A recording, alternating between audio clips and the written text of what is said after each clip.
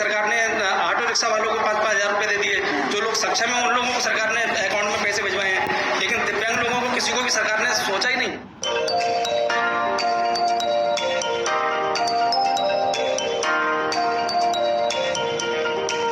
दिल्ली सरकार से मेरा यही कामना है कि अभी दिल्ली में इतनी महंगाई बढ़ रही है, किराएदारों के लिए कोई सुविधाएं नहीं है। इतने लोग नहीं है, मेरे साथ बहुत सारे लोग हैं जो कि वो सड़कों पर उतरेंगे।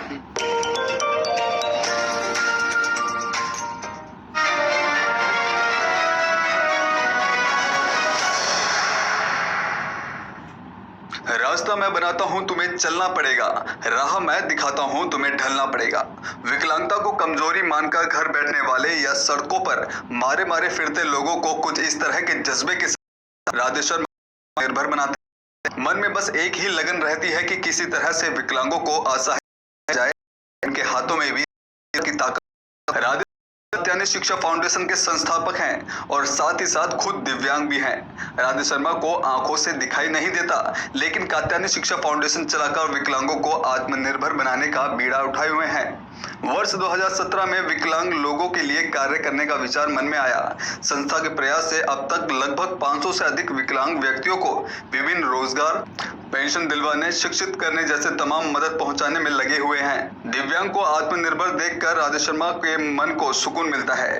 विकलांगों के लिए एसटीडी पीसीओ बूथ खुलवाना, पान बीड़ी की दुकान शुरू करवाने के साथ अन्य कई कामों के लिए कात्यायनी शिक्षा फाउंडेशन द्वारा मदद की जाती है। इसके साथ ही राधे शर्मा ने दिल्ली के मुख्यमंत्री अरविंद केजरीवाल को एक ज्ञापन दिया, जिसमें सभी आर्थिक परेशानी से जूझ रहे दिव्यांगों को दी जाने वाली पेंशन में बढ़ोतरी की मांग की है। क्या कुछ कहते हैं कात्यायनी शिक्षा फाउंडेशन से जुड़े हुए लोग और दिव्यांगजन, आइए आपको दिखाते हैं ये खास रिपोर्ट। इसमें हम मौजूद हैं कात्यायनी शिक्षा फाउंडेशन में, जहां पर ये तमाम जो लोग बैठे हैं, जो दिव्यांग लोग हैं, जो दिल्ली सरकार से मांग करते हैं कि इनकी जो पेंशन है वो बढ़ाई जाए। जिस तरह से लॉकडाउन में बताया गया था कि लॉकडाउन में सभी फोर व्हीलर को जो पैसा दिया जा रहा था उसमें दिल्ली सरकार ने मदद पहुंचाई थी, लेकिन हम लोग हैं इनको दिल्ली सरकार की पेंशन में बढ़ोतरी नहीं की गई लंबे समय से। तो इन सभी की जो मांग है उनसे बात करते हैं और जानते हैं कि क्या कुछ ये मांग करते हैं। सबसे पहले मैं आपके पास आता हूँ, आगे थोड़ा करिए, नाम बताइए सबसे पहले। प्रियंका जी, किस तरह से आप ये फाउंडेशन से आप जुड़े हैं, कितना समय हो गया? हो गए 2 महीने हो गए। 2 महीने हो गए। तो 2 महीने से जुड़े हैं, तो क्या कुछ आपको यहाँ पे आगे बेनिफिट लगा है कि इस फाउंडेशन से जुड़े हैं तो ये मिसाल अच्छा हो रहा है? जी, बेनिफिट तो हुआ है। हाँ।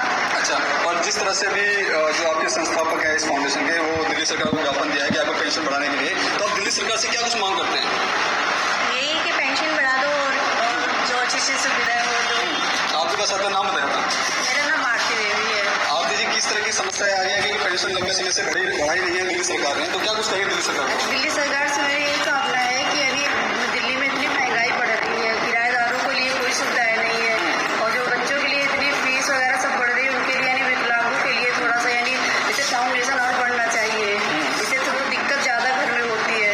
किराएदारों, मकान मालिक के लिए पैसे मिले थे 5-5 हज़ार रुपए, और ऑटो वालों को भी मिले थे। किराएदार को ना बिजली बिल माफ हुआ ना कुछ, उनको ज्यादा परेशानी हो रही है। मैं तो सरकार से यही कहती हूँ कि यानी मेरे विकलांग वालों की पेंशन बढ़ाई जाए, नहीं तो हम लोग प्रदर्शन करेंगे। सरकार से ये कहूँगी कि मैं अपनी पेंशन तो बढ़वाना चाहती हूँ, और ये थोड़े जो सरकार जो मेरी ये दवाई वगैरह चल रही है, मेरा कुछ फायदा उसमें नहीं हो रहा है। मैं चाहूँगी कि दवाइयों में मेरे को पेंशन और बढ़ाई जाए। इस कात्यायनी शिक्षा फाउंडेशन से आप जुड़े हो, यहाँ से क्या कुछ सुविधाएं आपको मिलती हैं?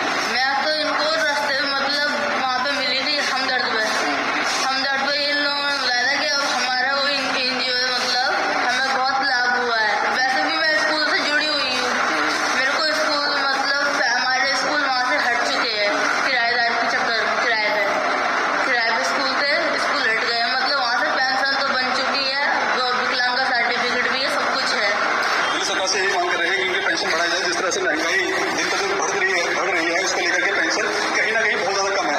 आप बताएं कि जो संस्था है दिल्ली सरकार के खिलाफ एक प्रदर्शन करने जा रही है, क्या कुछ कहेंगे उसके लिए? तो अभी बहुत लंबे समय से जब से लॉकडाउन लगा है, तो आर्थिक स्थिति बहुत ज़्यादा सारे लोगों की तंगी में आ गई है। तो हमने देखा कि दिल्ली सरकार ने ऑटो रिक्शा वालों को 5-5 हज़ार रुपये दे दिए। जो लोग सक्षम हैं उन लोगों को सरकार ने अकाउंट में पैसे भिजवाए हैं, लेकिन दिव्यांग लोगों को किसी को भी सरकार ने सोचा ही नहीं कि हमें इनके लिए भी कुछ करना है। और मैं आप लोगों के चैनल के माध्यम से बस सरकार से तो अपील करता ही हूँ, साथ साथ आम जनता से, आम समाज से भी मैं ये प्रार्थना करता हूँ कि कम से कम इन दिव्यांग लोगों को आगे बढ़ के इनकी सहायता करें, इनकी हेल्प करें, और सरकार जितनी जल्दी से जल्दी हो सके इनके बारे में सोचे, इनको पैसा मुहैया कराए, किसी भी माध्यम से इन तक सहायता पहुँचाई जाए, और इनकी जो पेंशन है उनको बढ़ाना बहुत ही जरूरी है। कात्यायनी शिक्षा फाउंडेशन के संस्थापक राधे शर्मा ने बताया कि संस्था का प्रयास है कि विकलांगों को उनका हक मिले। सरकार ने लॉकडाउन के दौरान कार और ऑटो चालकों को 5-5 हजार रुपए देकर उनकी आर्थिक मदद की, लेकिन हम सब दिव्यांगों के लिए सरकार नहीं किया है। और क्या कुछ कहा राधे शर्मा ने मीडिया से बात करते हुए, आइए आपको सुनते हैं। इस वक्त हमारे साथ मौजूद है कात्यायनी शिक्षा फाउंडेशन के संस्थापक राधे भाई, और राधे भाई से जानने की कोशिश करते हैं कि जिस तरह से आपकी संस्था चल रही है इसके बारे में कुछ पता बताएं। देखिए सर, ये कात्यायनी शिक्षा जगह है और ये मतलब लोगों को लिए काम करती है, और मैं कोशिश करता हूँ कि उनकी ज़्यादा से ज़्यादा लाभ, चाहे वो संगीत से लेके चाहे आपके जहाँ तक मेरे NGO से के लोग रिक्शा से कमा रहा है पैसा, कोई कमा रहा है, लेकिन जो जितना मैं सक्षम नहीं हूँ, जो मैं इनकी पूरे तरीके से चाहता हूँ कि में से चला रहे हैं संस्थान। अगर बात की जाए सरकार की तरफ से कितनी सुविधाएं आपको दी जाती हैं? देखिए सर, 2,500 की पेंशन दी जाती है। इसके अलावा दिल्ली सरकार या कोई भी सरकार क्या देती है, लोग वादे तो बहुत करते हैं कि भाई हम दुकानें देते हैं, लोग 10-10 साल से दुकानें अप्लाई कर देते हैं, विकलांग बेचारे 10-10 साल से अप्लाई करने के बाद भी उनको मतलब दुकानें नहीं मिल पाती हैं, क्योंकि करप्शन इतना है कि कहीं पे भी देख लो, लेबर कार्ड वालों को देखो या मान लो राशन कार्ड वालों को देखो, जिनके राशन कार्ड हैं तो उनके हैं, जिनके पास बिल्डिंग है, लेबर कार्ड अगर आप कहेंगे तो उनके हैं जिनकी बिल्डिंगें खड़ी हुई हैं। ठीक है सर, तो मेरा कहने का मतलब यही है कि उनको भी देखो, मतलब अपने तरीके से काम अच्छा करती है सरकार। मैं ये नहीं कह रहा कि काम खराब करती है, लेकिन एक तरीके से जो काम हम लोगों के थ्रू करवाए तो वो ज़्यादा बेटर है। और हाल में ही आपने विज्ञापन दिया था जिसमें ये कहा गया है कि विकलांग लोग हैं उनका पेंशन बढ़ाया जाए, उनको आर्थिक तौर पर मजबूत। दिल्ली सरकार को आपने दिया है, उसके लिए आपने बताया। हाँ देखिए सर, ये लेटर मैं दिखाता हूँ आपको, ये लेटर मैंने दे रखा है, तो मैंने ये लेटर दे रखा है, तो आगे कोई जवाब नहीं है, आगे जवाब नहीं आएगा तो मतलब फिर मैं हमारे को तो मैं बोल ही चुका हूँ कि भाई मतलब मेरे को धरना प्रदर्शन स्टार्ट करूँगा।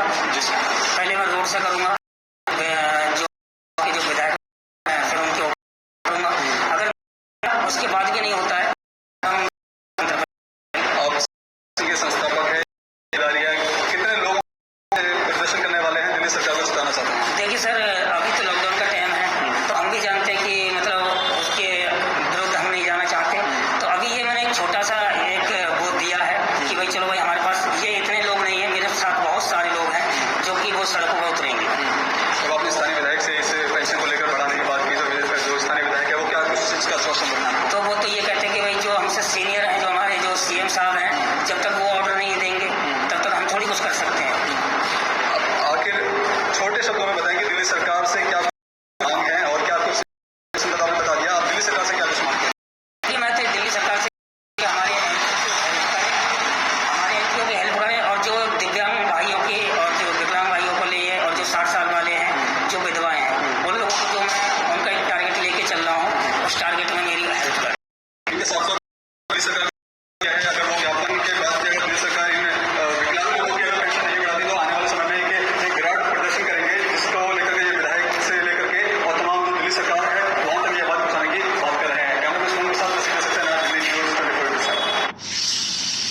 ऐसे में बड़ा सवाल ये खड़ा होता है कि जब स्थानीय विधायक और दिल्ली सरकार दिव्यांगों की मदद करने के नाम पर अपना परला झाड़ लेती है, तो आखिर ये तमाम दिव्यांग लोग किसके भरोसे इस महंगाई के दौर में अपना भरण पोषण कर पाएंगे?